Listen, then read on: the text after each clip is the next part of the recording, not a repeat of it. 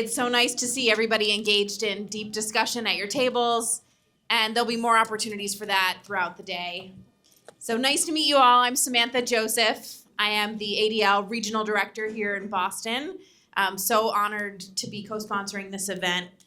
As we all know, we interact with the medical system every day, many of us, either as a patient, provider, or in other ways. And so it's really important that we deserve the same safety and dignity that everyone is entitled to. And so I'm so glad, Jackie, for organizing this very important event. I'm going to briefly introduce my panelists, and then I have a few questions for them. So Soraya Dean is an award-winning Muslim feminist activist, a community organizer, and a motivational speaker, corporate trainer, lawyer, and founder of the Muslim Women Speakers. Thank you for joining us. Thank you. I'm a deep ally. We are joined by Dr. Elise Park, who's a clinical psychologist and researcher specializing in cancer survivorship, and is a professor of psychiatry and medicine at Harvard Medical School, and co-founded the Jewish Employee Resource Group at Mass Gen. We have Dr. Sherry Ross, a pediatrician and director of medical outreach at the Center for Combating Antisemitism, and Michelle Stravitz, the chief executive officer of the American Jewish Medical Association, which was founded in the wake of the alarming rise in anti-Semitism following October 7th. That's just one or two sentences, which is so tough for these incredible women and their amazing careers in medicine and in so many other fields. We'll start with Elise. If you could just share, how do you define anti-Semitism in a medical or clinical context? Let's set the stage with that. So as a psychologist, when we don't define being Jewish in our work with the GERG.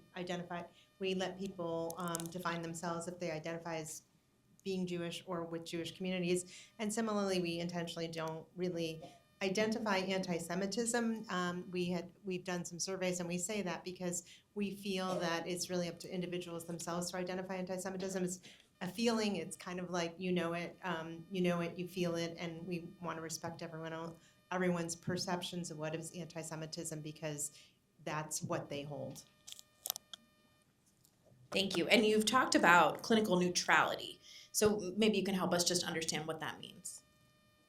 Right. So clinical neutrality, actually, Dr. Jerome Groopman, who is a famous physician author, actually on a listserv earlier this week, had a nice, easy definition. It's like that you just basically, when you walk into the hospital, clinicians should check their politics at the door.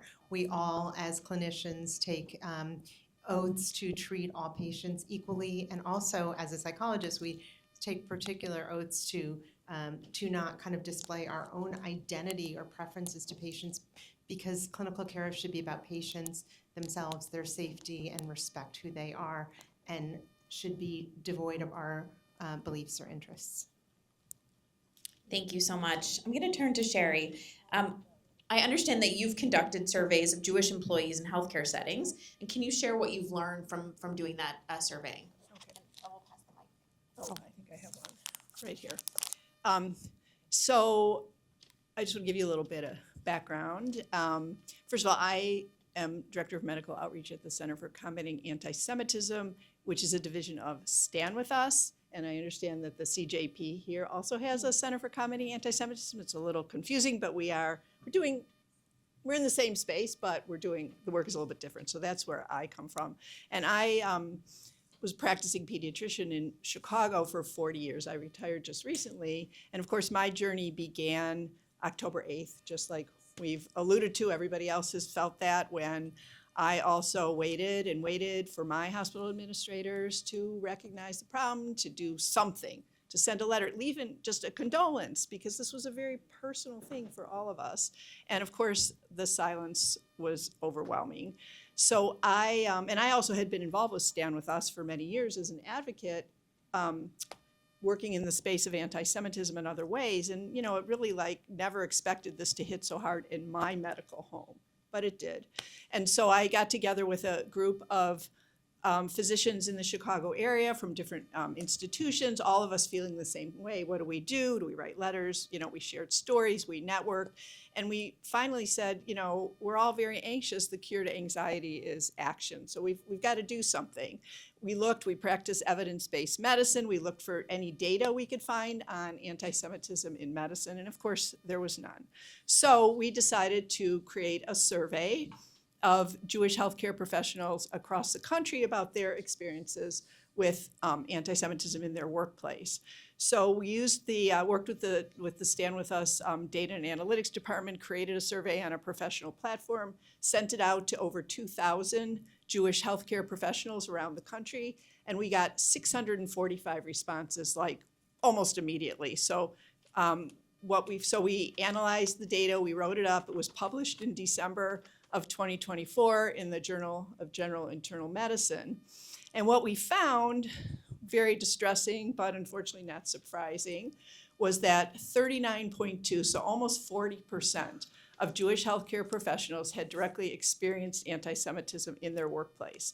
And this was represented 32 states in the country, age range, all different professions within medicine. And about 26% actually felt threatened. We asked about training because we all were required to do anti-bias training at our institution in many forms, many times over.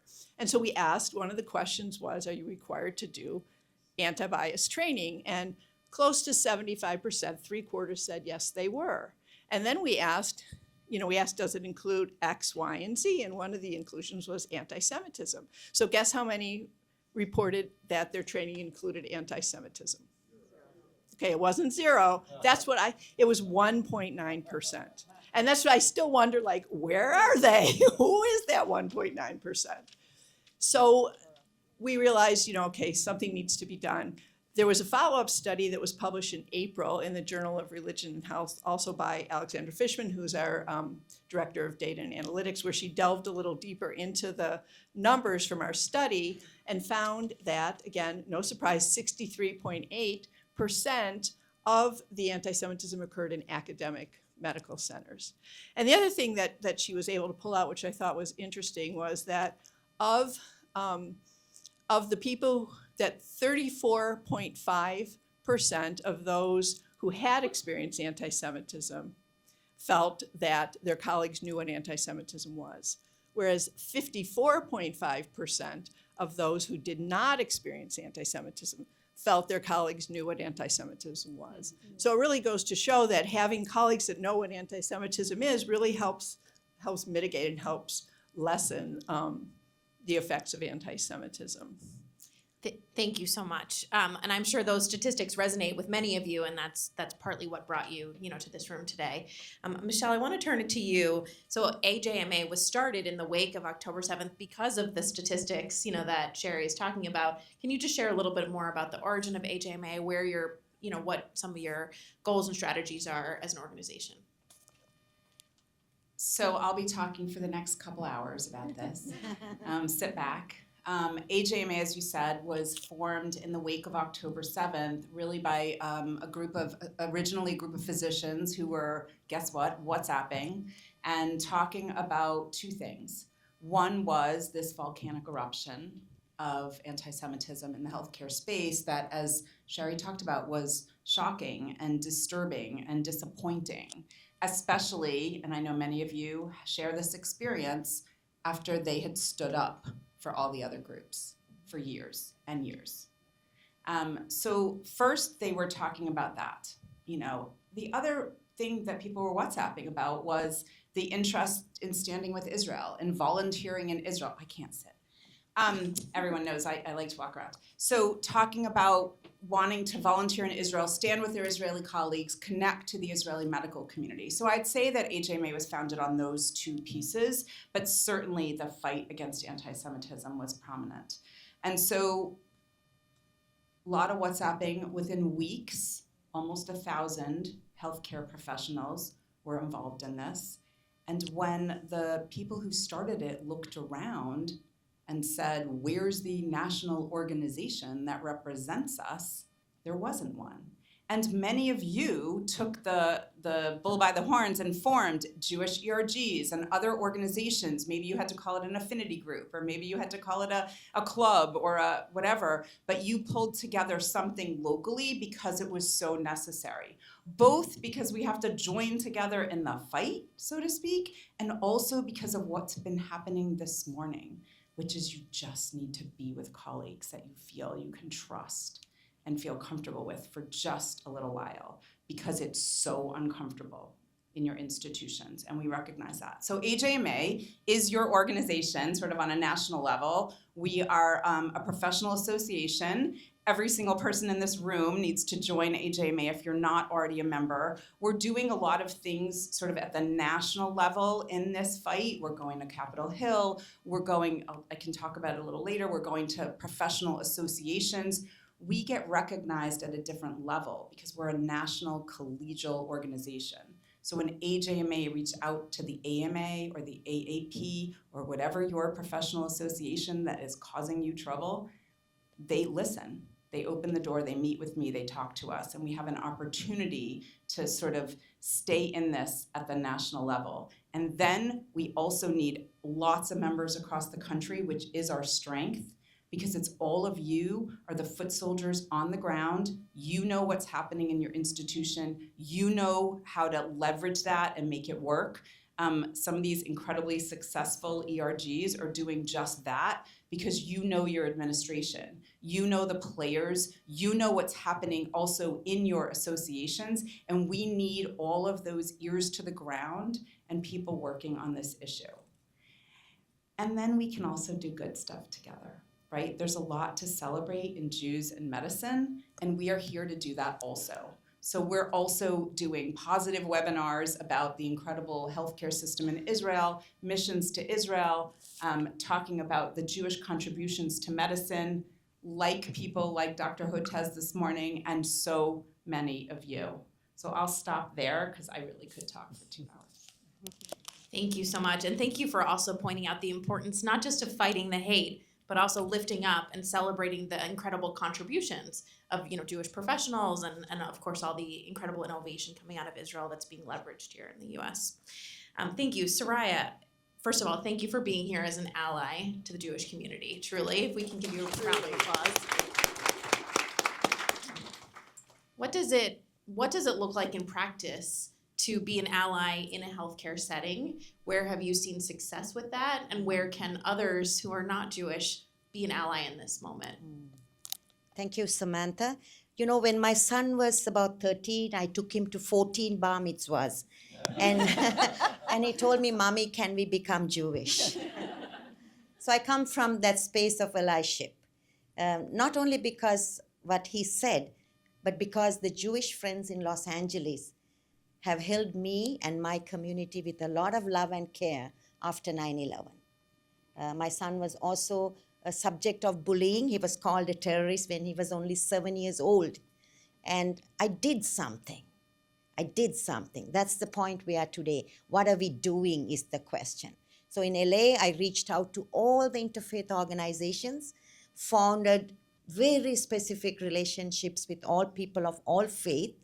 And with my friend Masha Novak, who is Jewish, we founded the largest interfaith solidarity network, which continues to do phenomenal work. So if you listen to Dr. Hotez, don't take it lightly. I'm here to tell you, the fire is raging. It's global, it's universal, it's local, it's in our communities, it's in our individual relationships. And as a Muslim woman, I seriously think silence in the face of hate is not being neutral. And that applies to every one of us. If we see hate, we have to do something, even if it is directed towards us. So as a community organizer, I always talk about not what we studied and learned here, but what are we going to do when we get home today? That is very critical for me at a personal level. And when we begin that work, we have to understand the battlefield is not just out there, it's raging in our minds. Every day it's a battlefield for me. I have several titles, Zionist, Mossad agent, but still we wake up and we continue to do what is right. And I want to warn you, why am I doing that, what is right in my opinion? Because in the world of community organizing, we know this concept of criticality. Criticality is that the world is so broken. There's nothing you think you can do, but still you do something with hope. So I want you all to embrace that word criticality. And I want to, before I answer Samantha's question, 25 minutes of a panel is hard. So I want to warn you today. I'm a Muslim, I'm a woman, I'm a minority within a minority. There is an understanding that you have to do that is of radical Islam. Radical Islamic ideologies, it explicitly promotes hatred towards Jews and Israel. It's incompatible with genuine progressive values. And there are organizations who are doing this full time. We have to identify them. And we have to separate them from the Muslims who are moderate and who are peace-loving, who want to be in a relationship with the Jews. And that is a fact, my friends. Do not forget, there are so many Muslims like me who are, and here is my friend and colleague Farhana, working round the clock in Boston, and my friend Anila Ali, who has galvanized this movement of standing up for the Jewish people in these difficult times. So I want you to gain insights into this ideologies, recognize the warning signs, and you must stay informed, united, and resilient. Because whom are you dealing with? The diaspora Palestinians. Their only goal is to promote hatred. And look at me, I'm in a sari. 63% of Muslims come from South Asia. We are a different kettle of Muslims. We were not taught to hate the Jews. But October 7th has changed a lot of things. We were not taught to hate the Jews. It was not a national policy. It was not a foreign policy. We were not taught to hate the Jews. But talking about my successes, I'll be really quick. I was invited to speak at Kaiser to a group of doctors, and there were Arab doctors in the room. And I told my story, how my son was bullied, how the Jewish community stood by me. And I told the story of Hadassah, where I was listening to the CEO of Hadassah, who had landed in Israel to attend a conference, and she fell ill, and she was operated by a doctor who was Arab. So these are the stories that we tell people, and it is time for us to tell all those stories because it is very important. Our story, I talk about public narrative. What is your story that I have not heard?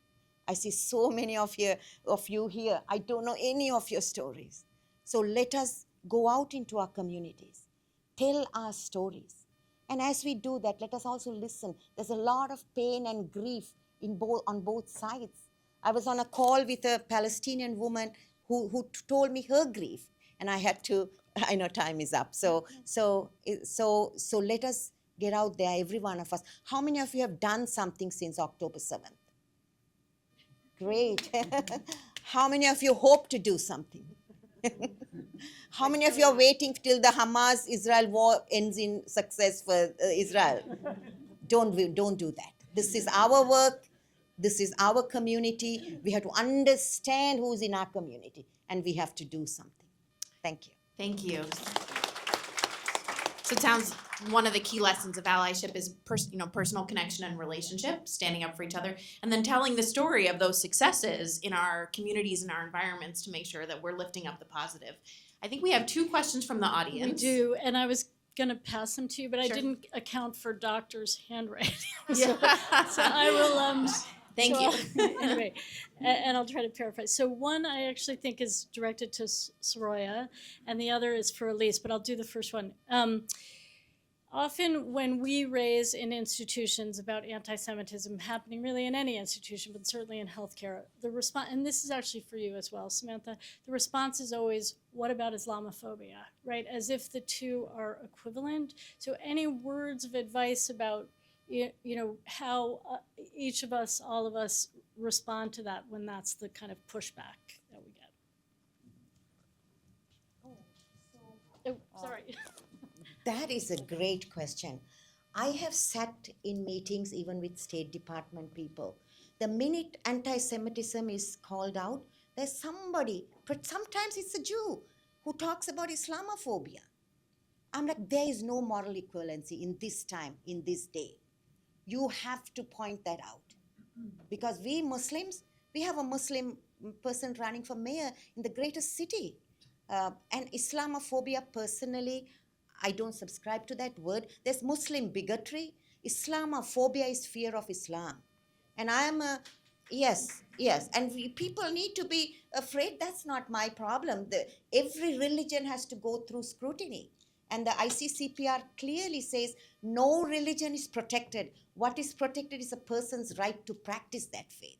So stand up and say, no, there's no moral equivalency in this time, because anti-Semitism is raging. And I stand here not to push point a finger at my community. I stand here with deep grief, because what we are doing is an over-concentration of how to hate the Jew, how to find fault with the Jewish people. And that's not going to serve us. We need to be creative. We need to teach our children something different. Thank you for answering that. And I will say ADL, of course, one of our main focuses is anti-Semitism. When we're asked that, I think it's really important that we say it's important to treat each distinctly and to have unique and specific strategies to address both. And if the conversation is about anti-Semitism, it's okay to focus on that conversation. They don't have to be considered equivalent. Did you want to ask the question for Elise? One more question for Elise. So this comes up often, where for patients, for practitioners, for everyone in the space, there's this feeling of being on the edge, right? Leila Kaplan, who you all heard from, uses the correct term of hypervigilance. We're operating on this level of stress and anxiety almost constantly. So I'm not sure exactly what the question is. How do we cope, right? What are some strategies for helping with that? This was probably Mark who put this in, because he knows that I do resiliency work. We call it, so when we all have our abilities to deal with our coping resources, allostasis is when your stressors equal your coping abilities, and allostatic load is kind of that feeling when your stressors have hijacked you. And I think over the past 2 years, most of us are probably in that red zone of allostatic load. So I think one of the things that you can do is create communities, whether it's a text group with colleagues or friends, or coming to things like this, reading, making sure there's so many email listservs and publicly available newspapers, and or maybe it's being in a book club. It's just finding like-minded others where you feel safe and just having that space. And I think it's important. And the other thing I do want to say is it's a little hard, as we were discussing at our table, there's a lot of Jews who also contribute to our own allostatic load. And those are important conversations to have with other Jews, but also make that it's okay to feel the schism within your community and acknowledge it, call it what it is, and just make sure that you feel that you're with other beings across all religions, across backgrounds, who you feel safe with. Thank you so much. Sherry, question for you. So what training is needed for healthcare providers, hospital systems, employers? What is specific about the training that's needed in that environment around anti-Semitism and Jewish identity that may be different from other workplace and other settings? Okay, so again, yes, we learned from, I don't know if this is working? Just hold it close. We learned from our survey results, from all of you, from all of our experiences, that this need for training was absolutely necessary and that it existed in very few, if any, institutions. So we at Center for Combating Anti-Semitism created a training module that is meant to fit in with the existing training at each institution. It's meant as a diagnostic tool for all healthcare providers, and the hope is that it is presented and part of mandatory training for everybody. And it's based on the International Holocaust Remembrance Alliance definition, the global consensus definition of anti-Semitism, which is the global consensus definition that was created or drafted in 2016. And It's been accepted by over 1,300 entities worldwide, by, I think, 58 countries, 38 states in the US, multiple municipalities, educational institutions, the Departments of State, Justice, and education, all that. So that's the basis. And what this bar module does is the goal is to raise awareness of the rise of anti-Semitism and how it impacts staff, patients, providers, and the medical profession. And also to enable healthcare providers to be able to diagnose anti-Semitism in its various manifestations, not just as it presented in 1939, which most people are familiar, they understand swastikas and Nazi symbols, but as it presents today in 2025. And also to be able to recognize if they witness an anti-Semitic event, or maybe even engage in anti-Semitism talk and just don't know. I mean, we really feel most people don't mean to be anti-Semitic. They just don't know. And of course, there's probably maybe 10% of those out there that they hate the Jews. It doesn't matter. We're not going to change their minds. There's 10% out there, like all of us, who, you know, we don't have to convince. You're with us, you support us, we're all in this together. But it's that big group in the middle that we gear this to. Also to recognize that these various types of bigotry against Jews can impact the physical and mental health, not only of the providers, but of our patients. And it also will reinforce the medical ethics and help uphold the medical standards that every institution has that forbids discrimination against anybody based on their identity. And some of our content describes the background of the Jewish people, Jewish identity and Zionism. It describes and talks about the mutations of anti-Semitism over time. I know Dr. Hotez spoke quite eloquently about this, how, you know, the religious, the racial, the nationalistic, the economic. And also, and probably most significantly, what makes our module different is it provides real life scenarios of classic and contemporary and anti-Semitism in healthcare and medical schools. It's customizable, it's flexible, it's self-paced, it's interactive. It has things like a pre and a post test. It can link to a hospital's existing reporting system, and it really allows everybody to reflect and to engage and to apply what they've learned to real life situations.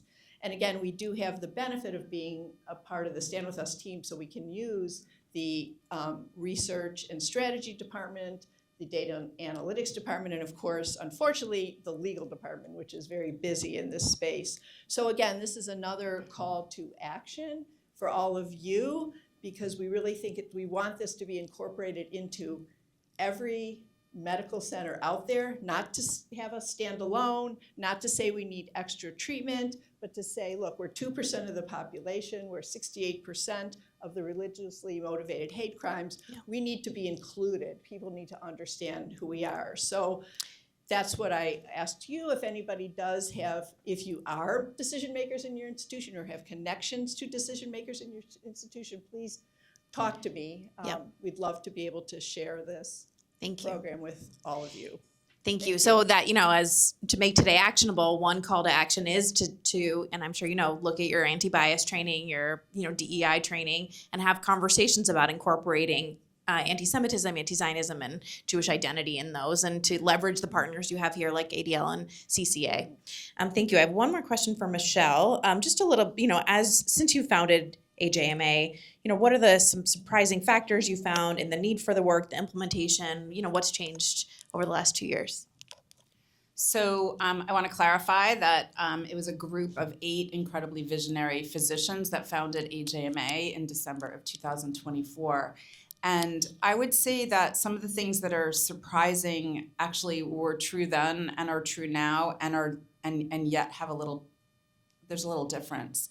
One is simply the fact of this. We are 2 years into this problem. We are seeing highly intelligent, educated, respectable people spouting hate, misunderstandings, false narratives, and it's getting normalized and accepted. And that should never stop surprising us. So even if you've been seeing this in your institution for 2 years, don't stop being shocked, dismayed, and disappointed. And let people know that it's not okay. And thank you for pointing that out. It's raging, don't stop, don't let go. So I think that to me is one of the things that is surprising, is that it is becoming normalized almost even amongst ourselves. Like people are sort of shrugging. Here I go again, right? We can't let that happen. Especially in this space. I mean, I never cease to be amazed that this is happening in the healthcare space, where I thought this was about the human beings. I do go around the country and talk about this issue, and I will say another thing that's surprising is in many communities, people aren't experiencing that. I'll gather with 100 Jewish healthcare professionals. It might be a federation event. It might be in partnership with other organizations like ADL and Stand With Us and others. And there are quite a few people in the room who had no idea.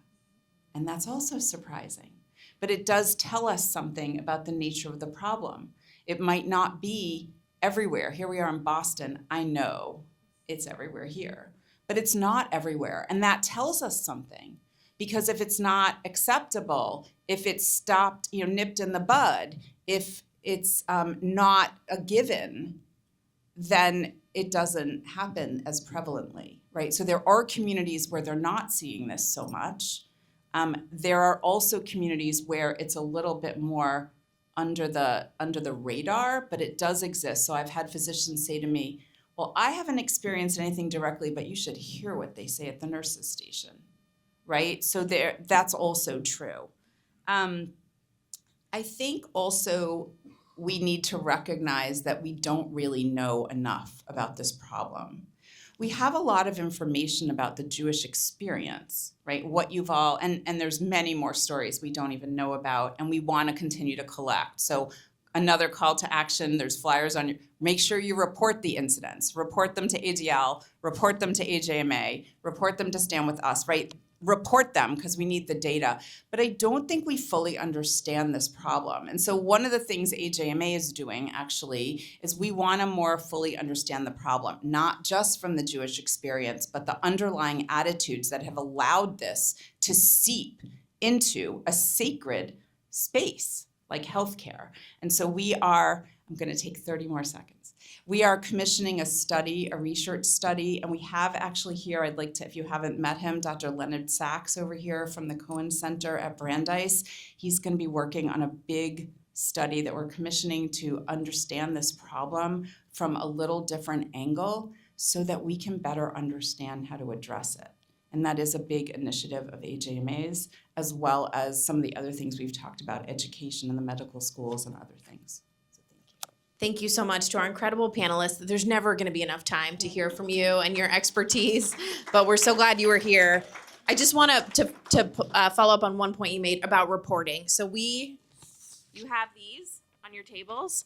That has a link to how you can report an anti-Semitic incident to ADL. When you report to us, number one, we maintain your confidentiality, which we know is really important.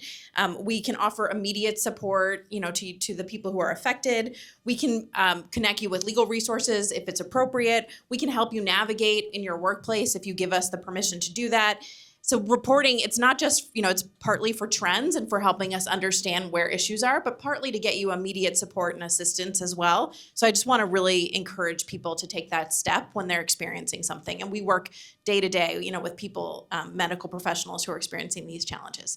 Thank you again to incredible panelists. Action is join AJMA. And please join AJMA as you're leaving here today. Thank you. And also, And I want to just reiterate the importance of the reporting. Actually, as you guys file off, we're going to bring on the next panel because we are running behind.